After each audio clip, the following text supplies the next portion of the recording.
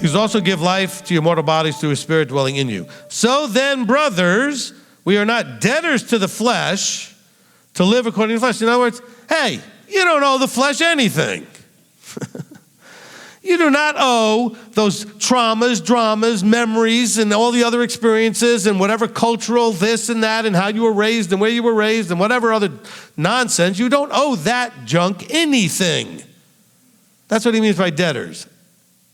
You don't owe it anything. Because he's saying, because of that debt, you think that you're obligated to live according to that. He says, no, you don't owe it anything. You don't have to live that way. You did, and now you could just say, done. We're not doing that anymore. I don't owe you anything. And you'll have family members get on you. Well, I want you to do this and this. Well, you used to do that. Well, I don't do it anymore. But you used to, so what? I'm not that person anymore.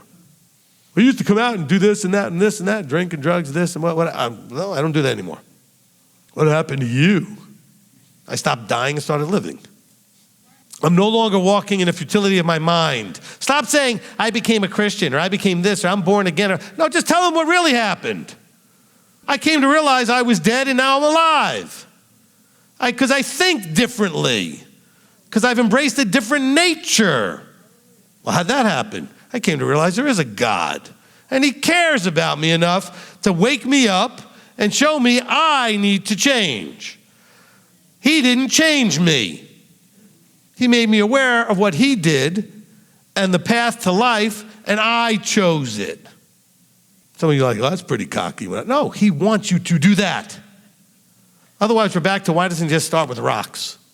I mean, why is he bothering with us? Because he wants you to choose life. But he will give you an awareness of the choice.